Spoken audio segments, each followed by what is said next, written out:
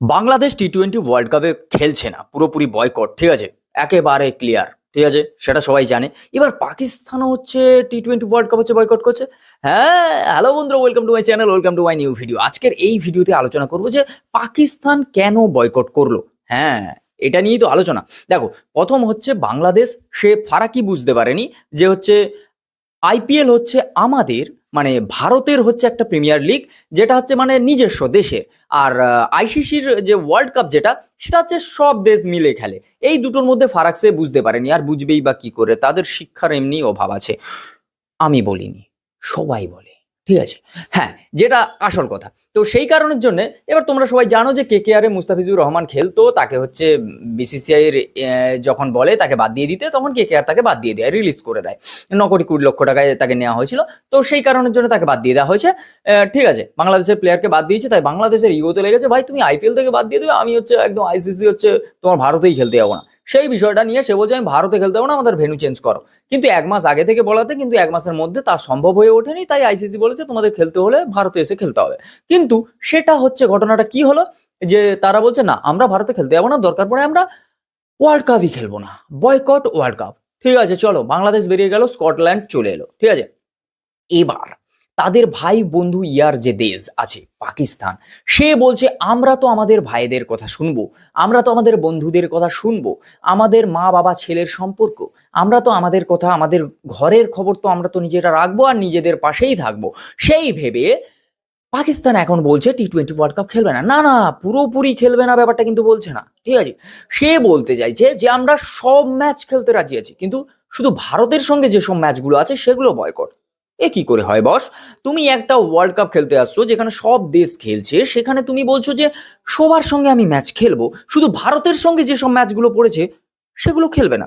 এই ব্যাপারে যখন প্রেস কনফারেন্সে সূর্য কুমার যাদবকে জিজ্ঞেস করা হয় যে ইন্ডিয়ার সঙ্গে তো পাকিস্তান খেলবে না বলছে, তাহলে এই ব্যাপারটা কিভাবে দেখা হবে, তখন আমাদের ক্যাপ্টেন সূর্য কুমার যাদব সে উত্তর দিয়েছে, আমরা আমাদের প্রোটোকল অনুযায়ী চলবো, আমরা আমাদের ভেন্যুতে যাব, সেখানে আমরা প্র্যাকটিস করব, সেখানে আমরা রেডি থাকবো, পাকিস্তানের খেলতে হলে আসবে, খেলা হবে, না হলে আমরা 2 পয়েন্ট নিয়ে সেখান থেকে পকেটে করে বাড়ি চলে আসবো। ঠিক আছে, এতে কিন্তু ভারতের কিছু যায় আসবে না, পাকিস্তানের কিছু যায় আসবে না। লস কিন্তু যদি কাউকে তুলতে হয় সেটা হচ্ছে আইসিসি, আর আইসিসির যদি ক্ষতি হয় সে কিন্তু ছেড়ে কথা বলবে না, পেছনে বাঁশটা পাকিস্তান খাবেই। ঠিক আছে, সে বিষয়টা রয়েছে।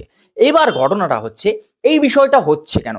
আরে ভাই, কেন হবে না ভাই? যেভাবে হচ্ছে নিউজিল্যান্ডকে ভাই দিল, ঠিক আছে, ওই ব্যাপারটা, ওই 271-এর ওই বিষয়টা তো মেনে নিতেই পারছে না ভাই। মনে হয় ওই নিউজিল্যান্ডের সঙ্গে ওদের না ফোনে কথা হয়েছে, বুঝলে তো। নিউজিল্যান্ড বলেছে যে ভাই যাস না, ভাই যাস না, ওখানে ভাই ঈশান কিষান, অভিষেক, সূর্য কুমার, ভাই হার্দিক পান্ডিয়া, বেচা, আমাদের রিঙ্কু সিং, ভাই কেউ ছাড়ছে না ভাই, শিবম দুবে এসেও কেলিয়ে আঁটি বানিয়ে দিচ্ছে সবাইকে। এইসব কথা শুনে, এইসব কথা শুনে মনে হয় লাস্টে বলছে, ভাই অনেক তো নিজেদের বেইজ্জত নিজেরা করেছি, আরেকবার বেইজ্জত করে নি, অন্তত লোকেরা এটা দেখুক যে আমরা অন্তত মার খাইনি, মানে অন্তত ঈশান কিষান এসে আর মানে ধোবি পাছাড়া এই বিষয়টা দেয়নি। এই বিষয়টা তারা ভেবেই বলছে ঠিক আছে আমরা ভারতের বিরুদ্ধে ম্যাচ খেলবো না। আরে ভাই, খেলবি না যাবি কোথায়? ঠিক আছে, খেলতে তোদের হবে। ঠিক আছে, আইসিসি কিন্তু ছেড়ে কথা বলবে না। ঠিক আছে, একটা কথা জানবে, যখন হচ্ছেই যারা এই বিষয়টা করাচ্ছেই, মানে যারা হচ্ছে টুর্নামেন্টটা, পুরো জিনিসটা, পুরো ম্যাচটা খেলানো হয়, যার আন্ডারে হয় ইন্টারন্যাশনাল ক্রিকেট বোর্ড, সে কিন্তু তোমায় ছেড়ে কথা বলবে না বস। ঠিক আছে, আর কিছু কিছু রুলস আর রেগুলেশন, প্রোটোকল, এগুলো মেনে চলতে হয়। আর পাকিস্তানের তো একটা ব্যাপার আছে চিরকাল, ঘুরিয়ে কান ধরা, মানে আমি করব, কিন্তু বলবো তো করবো না, কিন্তু লাস্ট পর্যন্ত করবো। দেখে নিও, তোমরা খেলতে আসবে ভাই, তোমরা দেখে নিও ভাই। ঠিক আছে, খেলতে আসবে, কারণ ওরা ভালো করেই জানে ওদের যে লসটা হবে, আর তার সঙ্গে আইসিসির তরফ থেকে যে চাপগুলো আসবে, ওতেই ওদের ফেটে হাতে চলে আসবে। তো সেই কারণের জন্য ওরা খেলতে আসতে বাধ্য, মানে বাধ্য এক প্রকার আসবে। ওরা যতই বলুক বাংলাদেশের পাশে আছি আমরা, বাংলাদেশ, ওরে বাংলাদেশ, ওরে ভাই বাংলাদেশ সাদে বলে, তোদের মাথায় বুদ্ধি কি কিচ্ছু নেই ভাই? পাকিস্তান তারা নিজের দেশের পাশেই থাকে না তারা, ঠিক আছে, তাদের নিজস্ব কোনো কিচ্ছু ঠিক নেই, কোনো আইডিওলজি, কোনো লজিক ঠিক নেই ওদের ভাই, ঠিক আছে।